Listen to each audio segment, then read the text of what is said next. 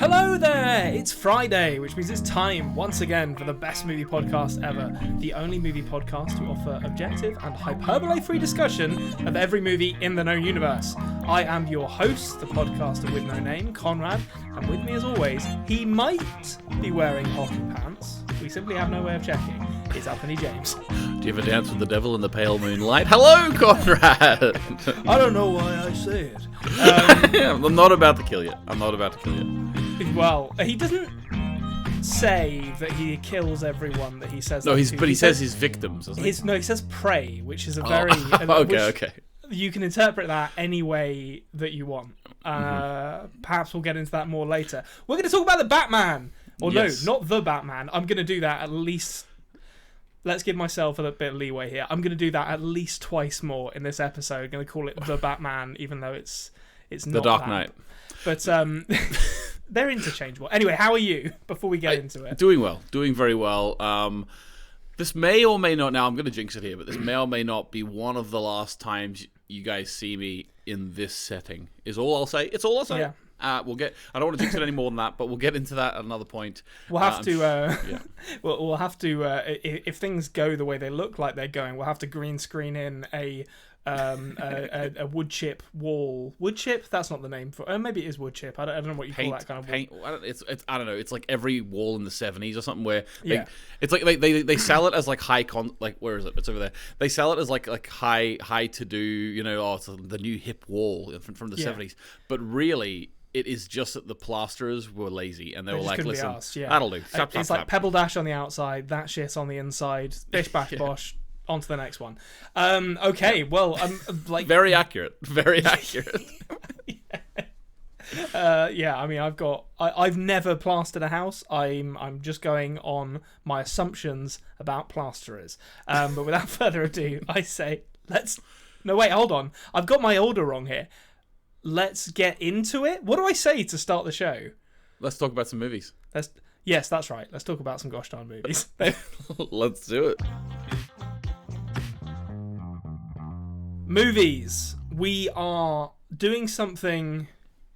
Is it different? I mean, it's different for us. It's not exactly a novel concept to be like, what if... Get this. What if we did a series of films rather than just being like, I don't know, let's talk about Lawrence of Arabia this week. So you guessed right, folks. We are going through, having watched The Batman 2 weeks ago, we are now going to go back through all of their Batman to see how they hold up, see how we feel about all of them. We're starting this week with Tim Burton's Batman from 1989. We could have started for one earlier. I'll just say that. We could have started the proper shark repellent spray or whatever you call it. We could have started there. I haven't seen that movie probably since the mid-90s, but to my mind, a Batman movie isn't complete without him running around on a pier with like a massive spherical bomb looking for somewhere to drop it. Like, oh, I can't just throw it into the sea for some reason. Yeah. None of them have really done... Scene. Yeah, none of them have topped it, as far as I'm concerned, which is this a one shame. Definitely doesn't. We'll just say that as a spoiler. So let's get this out of the way then before we dive into it. Have you seen all of the Batmans? All the Batmans, yes, I have. I've seen. I will admit that I've seen Christopher Nolan's trilogy the most out of any. Yeah. That was my teenage years, so I just like watched it. I was very close to going down sort of like the incel Joker loving guy. I didn't go down there, but I could see if there's an alternate version of me that, you know, I'd be tipping my fedora all over the place. It didn't go... I personally don't think I went down that way. Listeners, let me know. Maybe I did. Yeah. I mean, you'd be the last one to know. But the Joker was my bae, definitely. Back in the day. So that's worrying. That's a worrying thing to admit, but you know we'll not dwell on it. Have you seen the Batfleck ones, the Ben Affleck ones? Yes, I saw the Justice League, and I also saw Batman vs Superman. I thought Batman vs Superman wasn't terrible. Okay, I haven't seen that. It was just a big action movie the whole time, like, you know. Yeah, I mean, I don't like Batman in Justice League because he just kills a bunch of people, which is kind of the one thing Batman's not supposed to do. But so I haven't seen that, and I haven't seen Batman and Robin for I'm going to say 20 years. That's the nipples one. Well, that's a common misconception. He has nipples in Batman Forever as well, but no one ever mentions that. Okay, but which one came first? Batman Forever came first. That was the first. Was that Val George Kilmer Schumacher or was that George Clooney? That was still Val Kilmer, and then George Clooney was Batman and Robin, and that also. I will grant you say that still Val Kilmer, but Val Kilmer only did one. That's a good point. It was just Val Kilmer. I like Val Kilmer as Batman. He does it for me. But yeah, he had nipples on his suit. I will admit they were more pronounced on the George Clooney suit, but the origination of the bat nipples was in Batman Forever, and people forget that. I'm gonna be honest with you. It's been so long since I saw those two films. They do merge for me. I can match up which Batman actor has which villains, but I forgot which one had Robin. Oh, okay. Yeah. What's his name? Chris O'Donnell. Chris O'Donnell is Robin, and I also, but I did know that Val Kilmer started the nipple trend. I knew that. Yeah. But I just didn't know which one it was in. I think that's about as much as we're allowed to go into in those movies, because otherwise we're going to rob ourselves of good podcast episoding, good old fashioned podcasting to happen further down the line, and these listeners aren't going to come back for a half-assed discussion of Batman and Robin in 4 weeks. We've already done it here. Yeah, we don't want to. Yeah, exactly. Yeah, what else is there to say? Alicia Silverstone, who gives a shit? So we're here to talk about Batman. It's the first one. There was never a Batman movie before this. It was just called Batman, and Tim Burton created the character in 1989. It stars Michael Keaton, Jack Nicholson, and Kim. Do you say Basinger or Bassinger? Basinger. I don't think it's Basinger. I'm fairly sure of that. I mean, I don't actually say. I don't think I've ever said her name out loud. All I know is it's weird that she had her own costume designer. That's all I'm gonna say. Yeah. Oh well. Yeah. Like you. I went down a deep hole that we'll get into in the discussion of Prince Batman music videos, because he did the soundtrack for this movie. Oh, okay. And there is a lot of Vicki Vale costume weirdness in those music videos. Oh, really? It is bizarre. But so, plot synopsis for those of you who haven't seen this movie for a little while, or perhaps you just want to hear us retell the story. It's kind of weird, actually, having watched the Batman first. Yeah, there are a lot of similarities, not tonally or aesthetically, but kind of the big plot points and the influences are very similar between this and the Batman. So yeah, in both the Robert Pattinson one and this one, we catch up with Batman. He's doing bat stuff under the suspicious eye of the Gotham police, and it kind of starts off like in media res, like things have been going on for a while at this point. You know, Batman, he's still fairly new, but he's establishing himself, and people are sort of thinking about, there is the Batman. Yeah, similar to the Batman in that way. Yeah, and both of them are going after like kind of organized crime. In this one, it's a criminal kind of underboss called Jack Napier who, as often happens, I can't count the number of times I've seen this happen, he falls into a vat of acid during a crime gone wrong and emerges as the clown prince of Gotham, the Joker, and just starts doing Joker stuff all over the shop.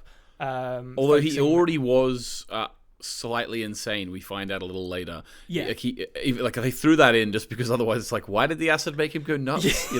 Yeah, I mean it's really, really tenuous, the Joker thing. It's like, listen, we need him to become the Joker. How do we do this? I don't know. Vat of acid? Sure. Well, when I was watching that, I literally said to Emma, yeah, just like all those vat of acid factories we have knocking about. Where has this come from? I love that. I don't want to keep saying, we'll get into this later, because there's so much to discuss. But we will come back to this later when we talk about kind of the way they depict Gotham.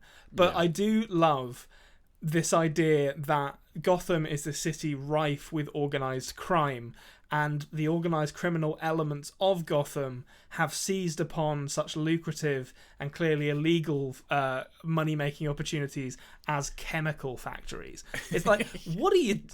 Surely, like, drugs, prostitution, gambling. Like, do Where the do you think the drugs come from? The chemicals? Maybe they're making the drugs. Yeah, maybe the acid is run off from Axis that. Chemicals. Axis Chemicals. Yeah, Axis Chemicals. Just to let you know they're bad guys. They're named after...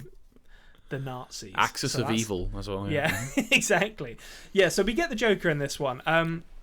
Talking about things I love in this movie, I love that. And I'm going to make a point of not comparing the Batman to the Batman too much. I know it's a really easy comparison to make. You just said the Batman to the Batman, I think. Oh, I told you it would happen at least twice. That's once. Mark that one down. I've got one more left. I love that at the beginning of this movie, Batman doesn't actually stop the crime.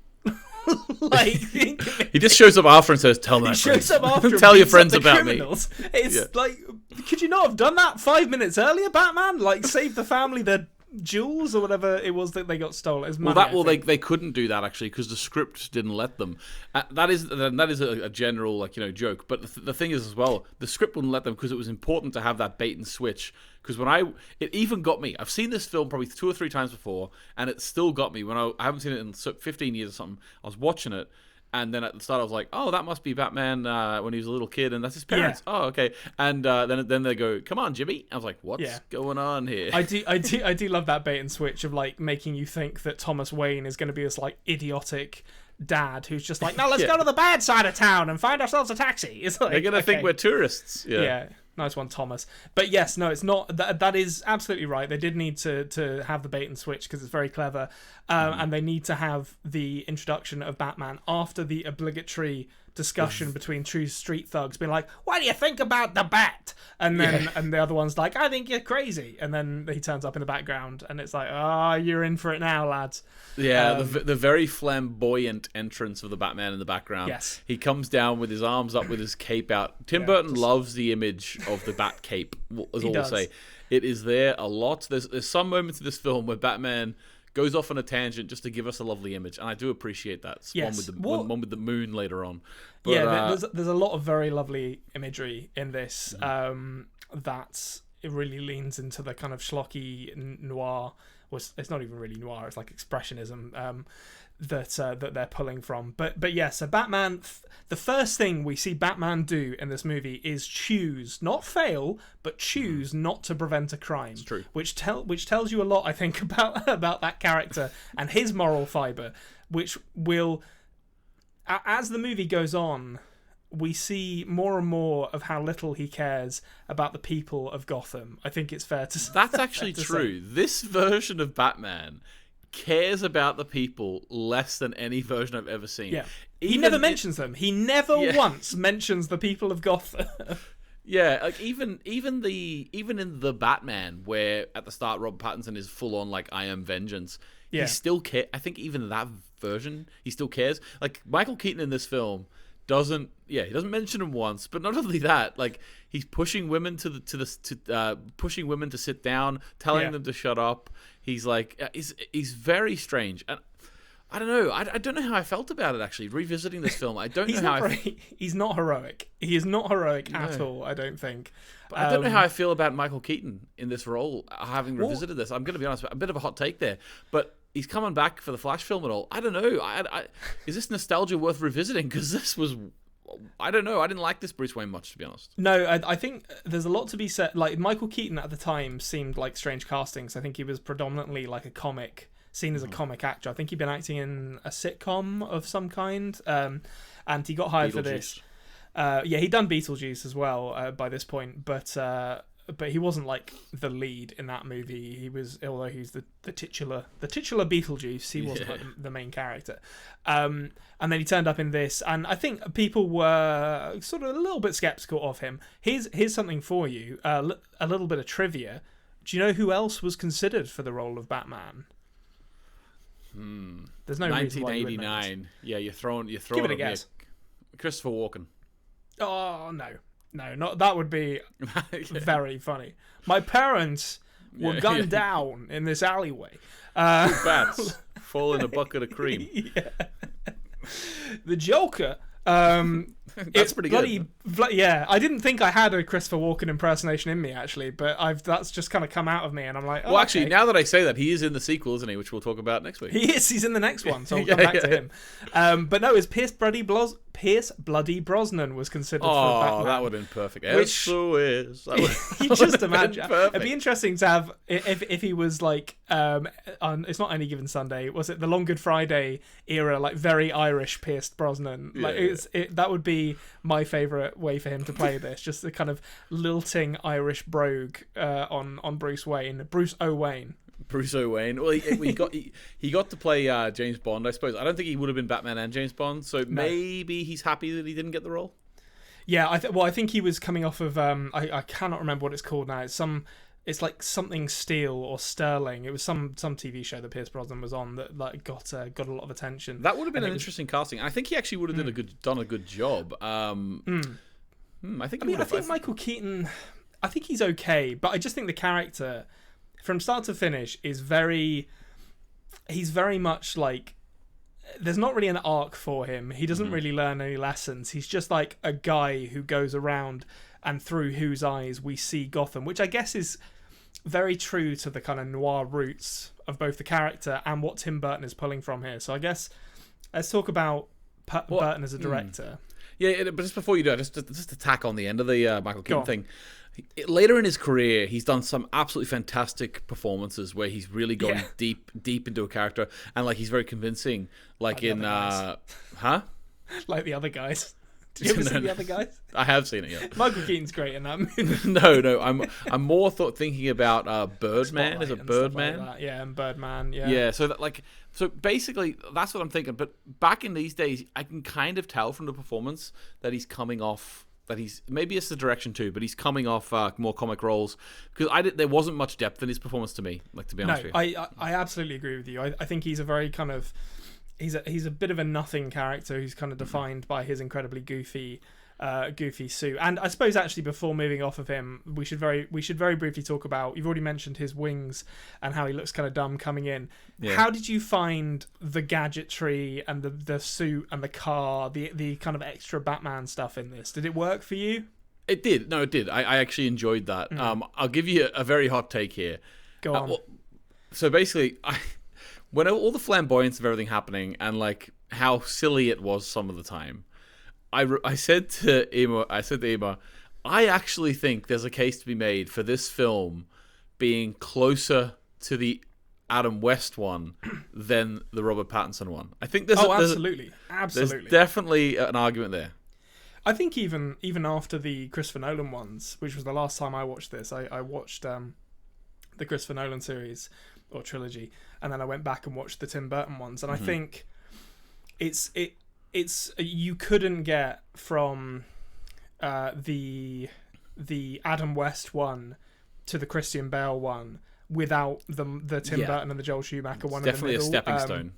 It didn't feel. Admittedly, I was young when this came out, so maybe my opinion of it was coloured by inexperience. But I remember watching this at the time, being like, "Oh, this is so dark." There's a bit where Joker fries a man with an electric hand buzzer, and it's violent. And it is still kind of dark, but it's dark in that Tim Burton way, where it's sort of like everything's a bit kind of lighthearted, and nothing feels like it's too serious. But you couldn't imagine going from Adam West to Christian Bale. Like it would be the most ridiculous transformation of a character you've ever seen. It would be it would be like, I don't know, Pee Wee Herman. Like a serious version of him with being played by Tom Hardy in a reimagined as a Cockney hard man in like Tom Hardy as Bean. That would be so good. That Hollywood. Make that movie. Tom Hardy as Bean as a hard man who just goes like a Bronson-like figure who just goes around beating the shit out of people with a red tie on. Yeah, with the red. He's still got the suit and he's still got the shitty car, but that leans into his hard man persona. Yeah. So yeah, like Tim Burton, his presentation of this is it wears its influences on its sleeve. I think it's safe to say, and it's funny that, again, not to make too many comparisons, but with the Batman, it's clear that they were like, we're going to make a true noir detective story. It's going to be very dark. It's going to be very gritty. It's going to be very slow and kind of brooding. And this is like the opposite end of the noir spectrum, or the expressionism spectrum in many ways, where it's like, and I think this is true of a lot of Tim Burton's movies, where he wants all the aesthetics and like the visuals and the styles of expressionism, but he doesn't really want to actually make those kind of movies. So what you end up with is like Gotham, which is realized in these really beautiful matte paintings that are very reminiscent of like Metropolis and stuff like that. And like this really cool... and when I say he's not interested in making those kind of movies, I don't mean it as a criticism, because I like what he does with Gotham in this, where the time period is kind of obscured. So it's like people have mod cons, but everyone's wearing trilbies and the gangsters are using Tommy guns and stuff like that. Like it's really cool. I think it could wear thin if you made more than 1 or 2 movies in this style, as kind of was the case with Tim Burton's like broader style, I think. But certainly for this, he ran out of juice eventually. I think the aesthetic wasn't enough to carry him through a full career, but it was enough to carry him through about a decade and a half, 2 decades of good films. Well, I think you can see in this, I don't know how you felt about Tim Burton around like 2000 or so, when I feel like he'd kind of reached his peak and his star was just beginning to fade. But I remember watching this and like Edward Scissorhands and being like, and you can see why Hollywood was like, oh, this guy's going places. This is the hot new director, because his style is I hesitate to call it distinct because it's so derivative of... Derivative it sounds bad, but it's so obviously referential of other stuff that's come before. But I really loved it when I was like a teenager. Yeah, I like that he was doing something different and stuff. Like I do like Tim Burton. I think I also have time for some films after people think he sort of... what is the phrase? Jump the shark. There was Herd of the Goats or something. I was going to say that, but I like Sweeney Todd. Maybe that's because I'm a musical guy. I also like. Now, I don't think anyone can argue that Big Fish isn't a great film. I've only seen it once. I liked it when I watched it though. And that was like 2003. So even though he started making duds, there was a couple of good ones in those sort of early 2000 years for me. Yeah, I think so. I mean, I think Sleepy Hollow is the last one of his movies that I was like, oh, I really liked that. Sleepy Hollow is good, yeah. But yeah, I mean, he had a solid decade and a bit there, I think, where he was churning out some good stuff. It's easy to forget now because he kind of became a bit of a parody of himself with the whole always casting Johnny Depp and Helena Bonham Carter and the rest of the gang in his movies. Ridiculous. But at this point, he was an exciting director, and I think he made an exciting movie. I need to take a kind of... I haven't got a good segue. There just isn't a good segue for this bit here. So we're just going to have to take a conversational left turn into some random stuff that I noticed in this movie. And I know you've got something that we want to talk about as well, which we'll get into when we talk about the Joker and Keaton together, or Joker and Bruce Wayne together. But I just had to talk about this because when... I feel really bad because I said at the beginning of this, I'm going to try and not draw comparisons between The Batman and Batman too much because I want to talk about this movie. But when you come from Jeffrey Wright, who's a very good actor and has a real kind of gravitas and kind of quiet charisma to him in pretty much every role I've ever seen him in, and he plays he's not Commissioner Gordon in The Batman, he's like Lieutenant Detective Gordon, Lieutenant, he's like a detective or something. And you go from that to the drunk-ass Commissioner Gordon in this movie, played brilliantly by Pat Hingle, who... overweight, middle-aged. There is no evidence in this movie that he's a good cop. There's nothing to He's the suggest first through the door every time. He's the first through the door. All he does is spend his time fucking rubbing shoulders with the elite of Gotham at like wine dues and then turning up in his dinner jacket to crime scenes and be like, what's going on here, boys? Like, he's amazing as Commissioner Gordon, but couldn't be further away from what Jeffrey Wright did as the character. Like, I think he's more of a hindrance to Batman than a help. To be honest. Well, he's not really doing anything, is he? Like he's the commissioner, but he's sort of a more realistic take on what a commissioner might be. Like he just doesn't care about what's going on. Just a fucking useless politician who's like, I don't know what's happening, and immediate turns up to the crime scene where Jack Napier will become the Joker and is like, we're taking him alive because he wants to make a point that I've forgotten the name of the boss played by Jack Palance briefly in this. Griffins or something like that. Yeah, but he wants Jack Napier to be killed by the corrupt cops because he's been sleeping with his girl. And he turns up and the Commissioner Gordon turns up and is like, we're taking him alive, and then he just dies anyway, or doesn't die, falls into a vat of acid. So, like, that's the only indication we get that he's fighting or butting heads with the corrupt element of his police force. And all that happens is the exact same thing that would have happened anyway, except a few more police die in the process. So it's like, okay, this Commissioner Gordon is useless.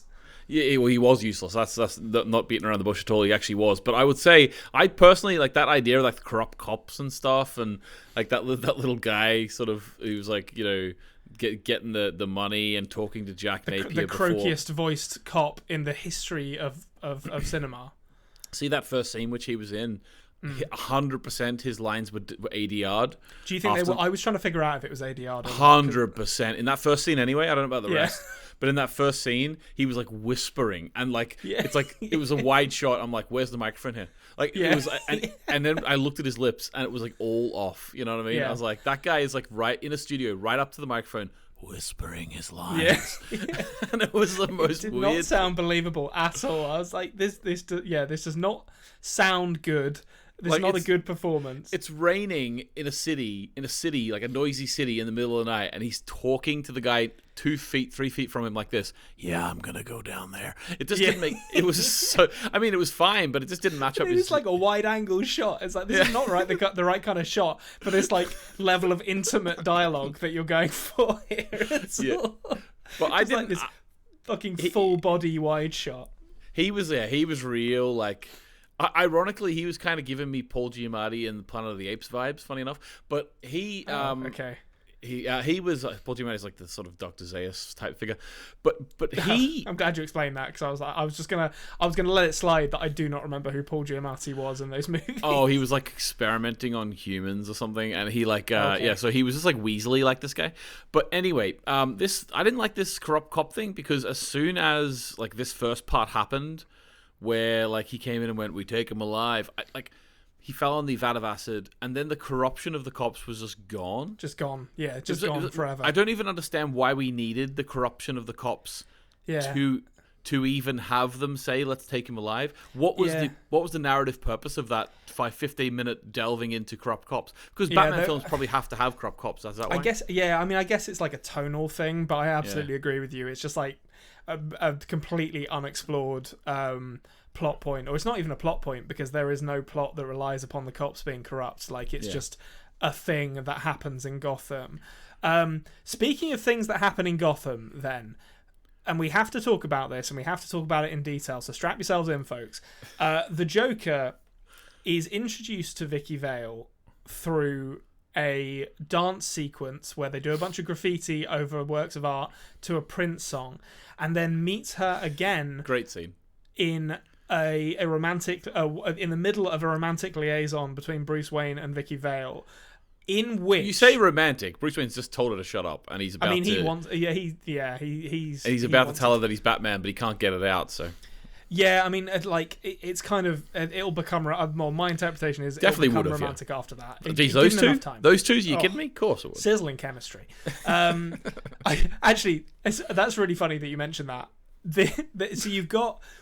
In this movie, you have the lovable guy who won't take no for an answer, which, boy howdy, has that trope aged poorly. Will you marry me? No. Well, will you buy me lunch? I love that line. Yeah. So that guy, I mean, I know it's played for laughs, I get it, but it is also like, come on, dude. She said no like 3 or 4 times here. But then through that character exists purely so we find out that Vicki Vale and Bruce Wayne have started dating, because we don't see them agree to date each other. They meet at a party, and then in a later scene, she says, "Oh, I'm going for dinner with Bruce Wayne." So, and it's one of those moments in a movie where it's like, sure, would have been nice to see that moment of chemistry between you and the lead character of this movie, but I guess we're just going to be told about it instead. Yeah, we're just told that that's happening. But also, like, the one date they had, the rest of the film, like, they're saying, "That was a brilliant night, wasn't it? It meant something to you, didn't it? I've loved you since the first moment I met you." It was like, okay, this is a hollow relationship if ever I saw one. yeah, there's nothing. Their entire relationship, or that the entire chemistry of that first date is built upon the fact that Bruce Wayne badly misjudged the situation, and they started eating in a dining room that he himself doesn't like eating in. And then they moved to a smaller room where it's implied that Alfred essentially saved the date by talking about Bruce Wayne when he was a kid. And it's unbelievable that she would take him on the second date. Alfred successfully hid the Vladimir Putin-esque tendencies of Bruce Wayne. Yeah. Sitting at the end of that table. Like, don't come anywhere near me, and just in case you assassinate me. The absolute power play of just being like, no, you will sit on the other end of this room so I can assert dominance over you. Yeah, that was pretty nuts. Yeah, but okay, so Joker comes in, whether romantic or not, or future romance. Joker comes in, and what happens? So, a lot of things happen in this scene. So, Joker smashes a mask. That happens in that scene. Oh, yeah, smashes it because he tells it that his work of art, which is horrific. It's played like Joker laughing and stuff, but it is horrific. The idea that he's making human pieces of art by burning people's faces. Yes, yeah, that is awful. And then Joker basically reveals that he's going to kill Bruce Wayne. I can't actually remember why he decides he wants to kill Bruce Wayne. Whether there's a specific reason for it. Well, I think does he say Bruce Wayne or Batman? No, he doesn't know he's Batman at that point. But does he know he wants to kill Bruce Wayne? Oh, interesting. Maybe because Bruce Wayne was looking through the window of the car. Yeah, I think maybe that is it. He's got his little buddy who's like taking photos of Vicki Vale, and has kind of figured out that they're together. So maybe it's just a jealousy thing. But Joker gives away that, and this is like a classic Star Wars blunder that we get here. You make the world smaller by implying that it was the same set of characters that did everything in the world, and in this. He says, have you ever danced with the devil in the pale moonlight, moments before shooting Bruce Wayne? And in a later scene, there's a flashback to Bruce's parents being killed in Crime Alley, and the person who killed his parents also says that, revealing that it was in fact the Joker, or Jack Napier as he was at the time, who killed his parents. Well, just because obviously we've established this Bruce Wayne doesn't care about the people of Gotham. So why on earth would he want to kill the Joker unless he was personally involved in some way? Yeah, exactly. Like, he needed stakes. He can't just be like, well, this man's killed thousands. Like, and the entire plot. What does he care about that? Bats don't care about that. Like the plot of this movie essentially devolves into an anti-capitalist stance of the Joker is essentially poisoning cosmetic products that like kill people and make their faces go like the Joker, which kind of is a thing in the comics as I recall. So I can't joke about it too much, even though it is really stupid. Yeah. But so everyone's like, people are dying by the thousands. No one's wearing deodorant or makeup. It's all very funny. I don't think Batman ever mentions that. I think the only tie he has to the Joker is this revelation after he's shot that the Joker actually killed his parents, which seems like it seems to me like he got in the crime fighting game for the wrong reasons, if I'm being honest. Well, yeah, definitely. I think he does mention to the Joker that, like, I know who you are, you know. I think he mentions that, but at that point he didn't know what he knows. Like, he didn't know that he killed his parents. So, like, he was just, like, loving the power play there. Yes. Once he found out that he killed his parents, then he did go and blow up Axis Chemicals with the funniest bombing of all time. Yeah. I'm gonna say something. Like the Batmobile, fair enough, it's okay. The engine at the back doesn't look like it's doing not anything like that. It's putting out no power. It's literally a little camp. It's a campfire in the back. You know I do love. This is probably my favorite Batmobile. I have to say, it's just such a classic. And I think the reason I love this Batmobile so much is that it goes hand in hand with the, let's be honest, iconic Danny Elfman score that this movie actually starts with. That is cool. Like, it's one of the best superhero themes ever written. It's up there with, you know, like Superman by John Williams, I think. It's interesting, isn't it, that that John Williams' Superman theme sort of stuck with Superman for a very long time. Yeah. Whereas the Danny Elfman one, I think it was on all 4 of the 90s films, wasn't it? But I don't actually know. It was definitely in the first 2, but I'm not sure about the other ones. But now that it was in the animated series, which I think is where a lot of people kind of got to know. Yeah. But I don't know. I think it is a really iconic theme, and it's interesting that we don't see it attached to Batman whatsoever anymore, because you will still get certain aspects of like the old Spider-Man themes and stuff appearing every now and then in scores of Spider-Man, but you don't. They don't call back to that score of Danny Elfman, which is really interesting. It is. I guess it would be difficult because it's such a kind of pulpy kind of sounding thing. Like it's not, when you compare it to like Michael Giacchino's score for the Batman, which is very like understated and slow and plodding, and Danny Elfman's theme for this is it's this sort of triumphant piece of music. But I think it is very similar to the Superman theme. I guess the difference is that there were those 4 Superman movies in the late 70s and early 80s, and then they just stopped making Superman movies for quite a long time until Superman Returns, basically. Brandon Routh, then this brought it back at that point, So, and they did have it in that one as well, but because you had like those 4 movies and then a long time without them, they became like, and the theme that is associated with them, I think, became like the definitive song for Superman. I think if Batman had been the same, like if you had the Tim Burton Batmans and then the Joel Schumacher Batmans, and then there was like a 20-year gap before they made another Batman, we'd probably... this theme would be more indelibly linked to it, but as it happened, unfortunately, not unfortunately, because Christopher Nolan's Batman movies are great, but they didn't have room for this song in their kind of tone that they were going for, which is a shame. I agree. Okay, but yeah, so he bombs Axis Chemicals. I did want to say, in that scene where he gets shot, Michael Keaton delivers the funniest line in the whole movie, which I had forgotten, where Joker does this whole spiel, and then Michael Keaton just goes, "Do you want to get nuts?" and like kind of threatens him with a fire poker, and it's just, I don't know where that line read came from or how that got through the editing process, but good lord, like that is just, I did not remember that being in there, to be honest. The funniest part of it for me is the fact that the build up to it is what makes the manic line so funny, because he walks over, he's like doing a monologue to the Joker, right, trying to like sort of keep everything cool, walks over, takes the poker secretly. Very, very, very like hides it behind his back, nods to Vicki Vale, nods. She walks out of the way.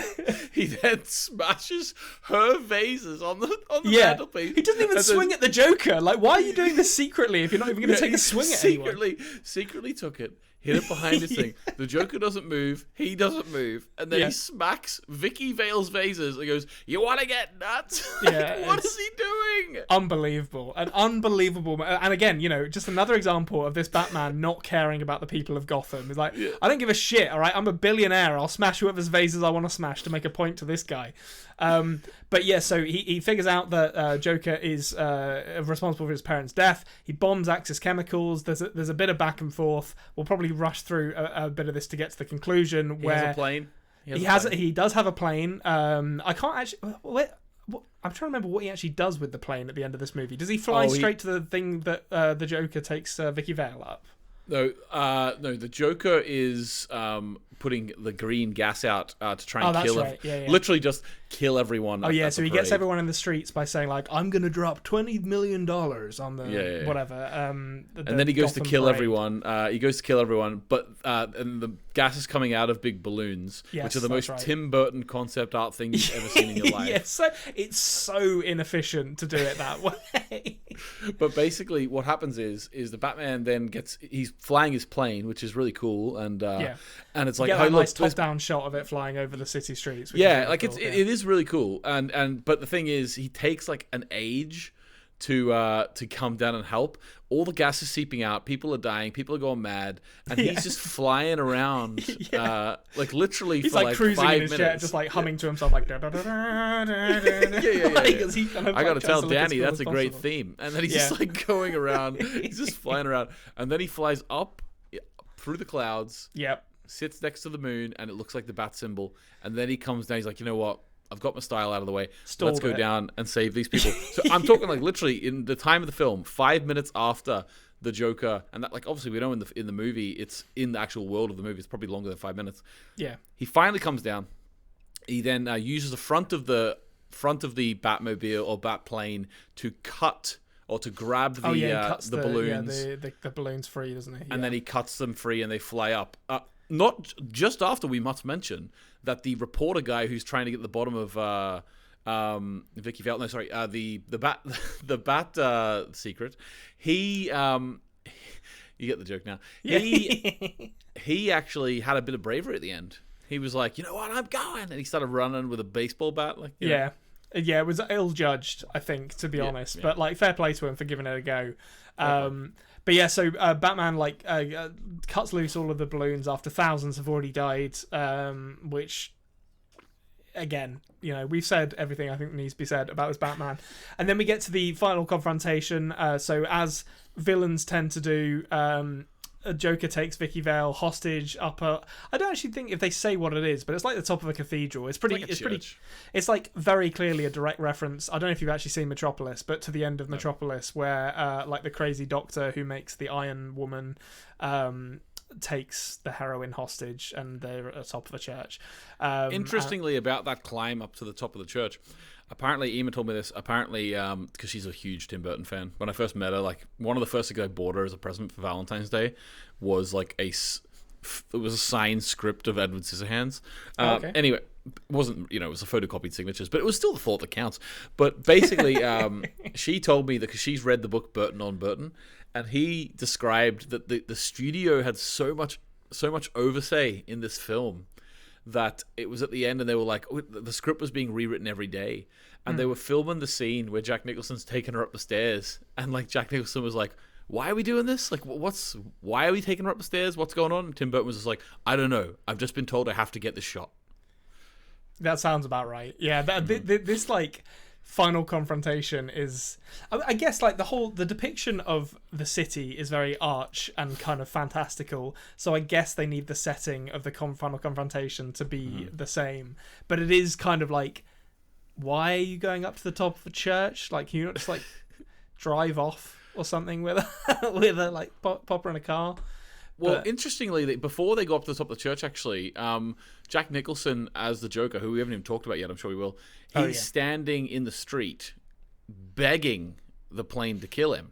Yeah. Now, interesting, like, we haven't, maybe it's the wrong time to mention it because we will get around to it eventually, but the moment with Heath Ledger in The Dark Knight where he's saying, come on, to Batman on the moon. Yeah, I want you to hit me. That I didn't realize until today, or yesterday when I watched the film, that this was actually a reference to that. That was really cool. Yeah, I think it is. I don't know if this is a comic book moment originally that they're both pulling from, but certainly my read of it is like, oh, this is a moment that was referenced by Heath Ledger's Joker, which is cool, because you wouldn't think that there was going to be any kind of through line. Certainly there's not like a narrative through line, but it's nice well, I also nod. did think, like, what's the most insane thing you can have someone do, or something that shows how unhinged they are, or how much they don't care about dying, is to make them stand in front of a plane or a motorbike and just be like, come on. Well, I'll tell you, I can understand why they both thought of that. It's falling to their deaths and then having a set of mechanical teeth in your hand. That's the sign of need a hand. Insanity. Yeah. You know when he's getting punched and he's about to get thrown off the building, and he just throws a pair of glasses on and goes, "You wouldn't hit a guy with glasses, would you?" That moment, whenever I was a teenager, for fun, I used to, on a different channel, I used to put up like just funny sketches and stuff. And one of the things I did with my brother was we were like play fighting, and I just put a pair of glasses on and go, "You wouldn't hit a guy with glasses, would you?" Nice. Referencing this. So. Did it work? Did it stop him? No, it did not. Oh, okay, well, it didn't. That was work the magic bullet. It didn't work for the Joker either. So like, that's 0 for 2 as far as that technique goes. But yes, he falls off the building, and there's a hint that he may still be alive, but then it turns out no, he is in fact actually dead. And it was bread. And he's gone forever, never to return in the Batman series, which. I'd like the final confrontation is just kind of like them punching each other a bunch. I don't think there's anything, unless there's anything particularly you wanted to say very about it. slowly. That's one thing I'll say about Batman in this film. His his slow. movement is all like bound by his rubber suit, so he can't turn his head, so he's moving like this all the time. And it's weird that in The Dark Knight was the first time they ever actually changed the Batman suits to not have a bully stiff neck, and it was literally a plot point of the film. I don't actually. So this is going to be interesting watching the latest 90s Batmans, because I don't remember what the fighting is like in any of the other ones. I just remember in this one, every time he kicks someone, it's like a kick to the stomach, because he literally has to go. Yeah. His entire body needs to go sideways just to kick someone in the stomach, because he has no mobility whatsoever. Which is what the final fight it took me out a little bit. I'm going to be honest with you, and like the stuff like Batman having to walk just walking up the stairs. Yeah, he doesn't run. It's like. He never runs. He's not running. He's just walking up the stairs. He's got all these gadgets, but he just walks up the stairs. And as the Joker's doing Joker things, keeps cutting to Batman walking up the stairs. As the Joker's doing Joker things, it keeps cutting to Batman flying around the skies of Gotham. There's a lot of Batman traveling in this. Yeah, there is. I mean, let's be fair. It's a very dramatic way of traveling that he has. Very brooding. But so, yeah, the final confrontation is not super exciting, but I think it leads us to what we have to discuss in closing about this movie, which is Jack Nicholson as the Joker, as the villain. I think, really, if you were going to pin something down and say, this is what you're coming here for, Jack Nicholson as the Joker is the thing. That's number one billing. So. Yeah, absolutely. Like, he's the big star. It's the most memorable performance. It's the most fun performance, I think. Like, Batman is the most... Well, I guess there is some humour in Batman, actually. I was going to say he's completely humourless and there's no fun. But for the most part... Not much.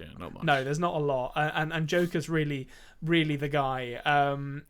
Like, and there's just, like...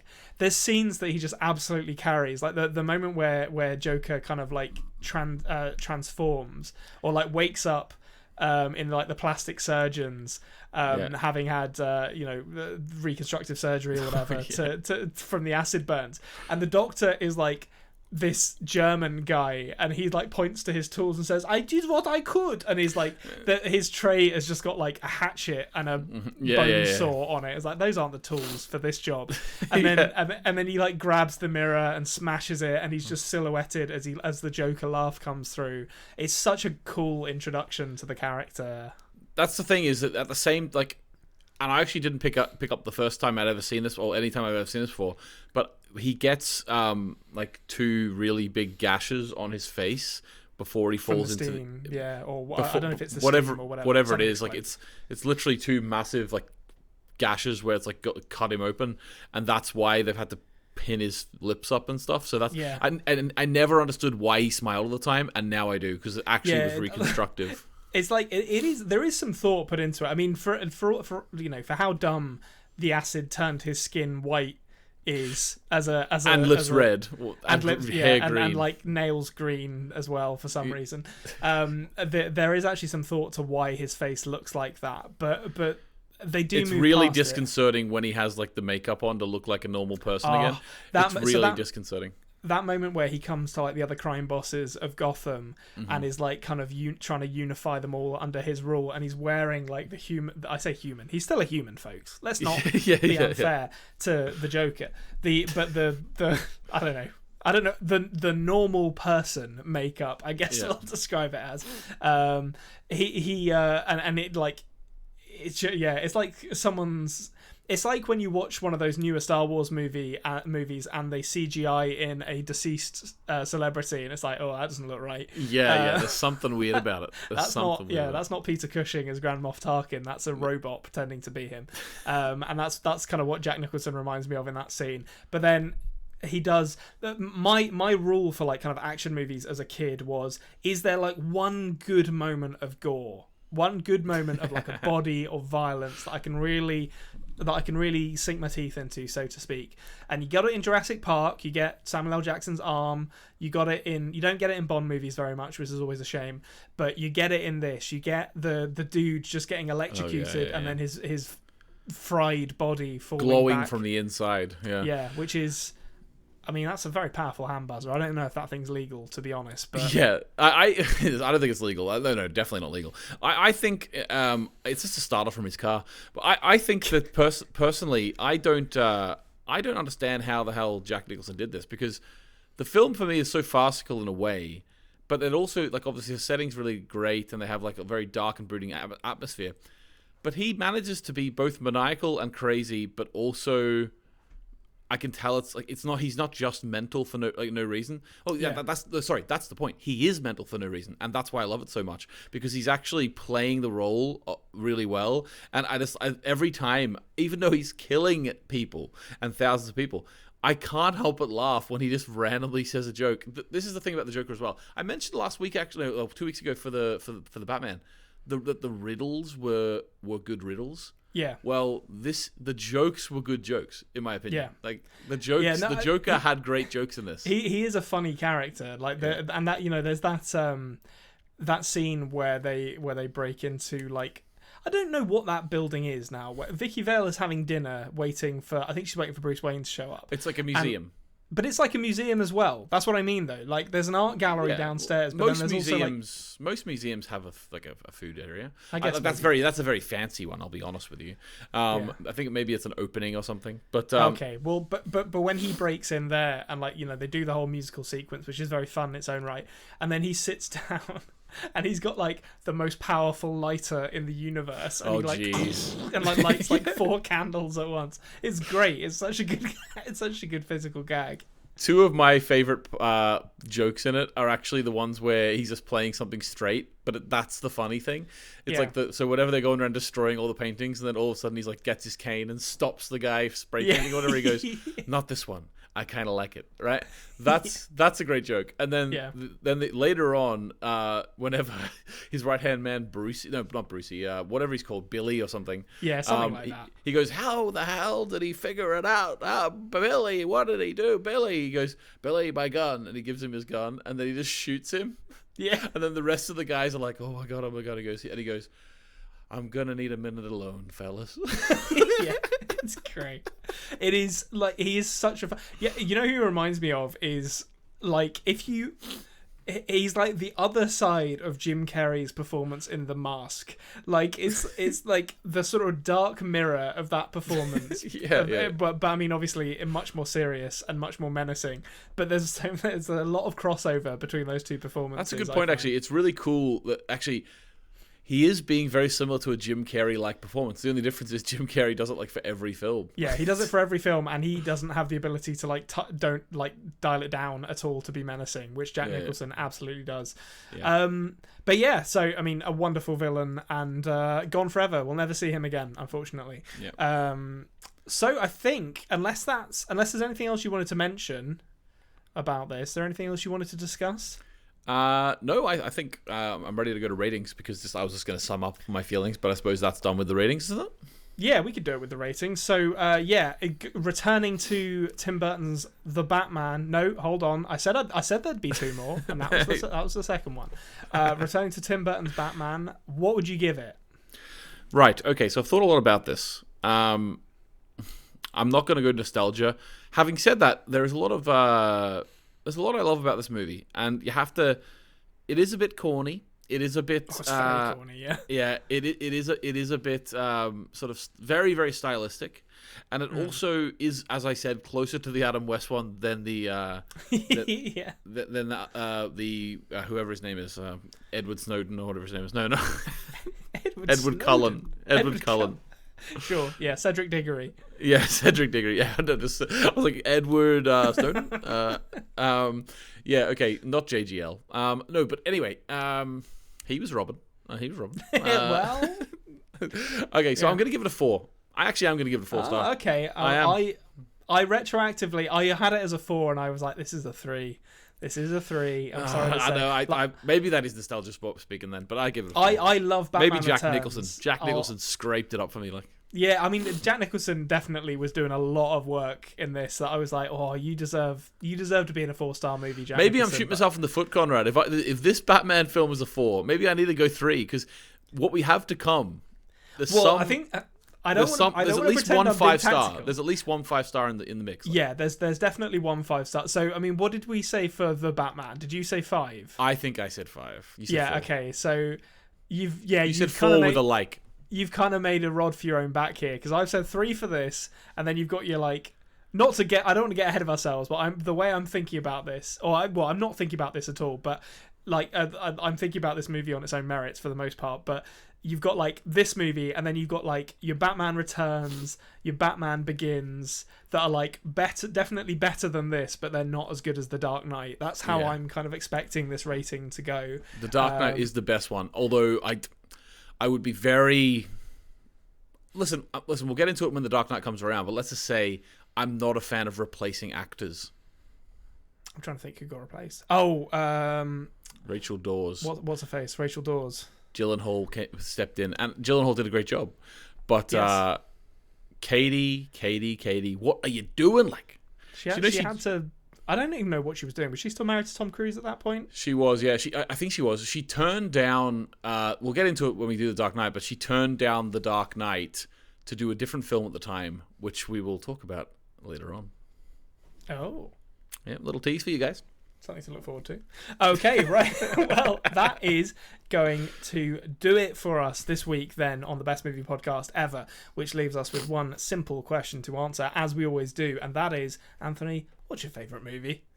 My favourite movie is 101 Dalmatians with Jeff Daniels. Lovely. I'm going to say Batman Returns to give you a little hint as to what I'm going to talk about next week. Oh, because hopefully that one's aged a bit better than this one. Have you watched it yet, actually? Batman Return? No, I haven't. But I watched Batman Returns. Okay, because I thought you rated Batman. I thought you rated this one based on seeing the next one already again. No. All right. No. Okay. We'll not. If invigilators sit down, they'll not come in. The outside. Yeah, I've maintained purity. I'm going through one by one. My hands are clean in this one. Okay, so thank you to Nancy Wyatt and Jared Iscariot for the use of our theme song. You can find links to their stuff down in the description below. And thank you to you for joining us. Joining us was the word I was trying to say there. Please consider subscribing if you haven't already. We are the best movie podcast ever on podcasting apps and the Culture Cave, that's our name, on YouTube. Get involved in the comments. Let us know what you think of Batman or Batmen or whatever you want. Bat-related stuff in the comments is going to be Bat people. Exactly. It doesn't just need to be men. We live in a society where there's moved beyond the idea of gender. Silverstone's coming up. Yeah, absolutely. And we will see you same time, same place next week. Cut.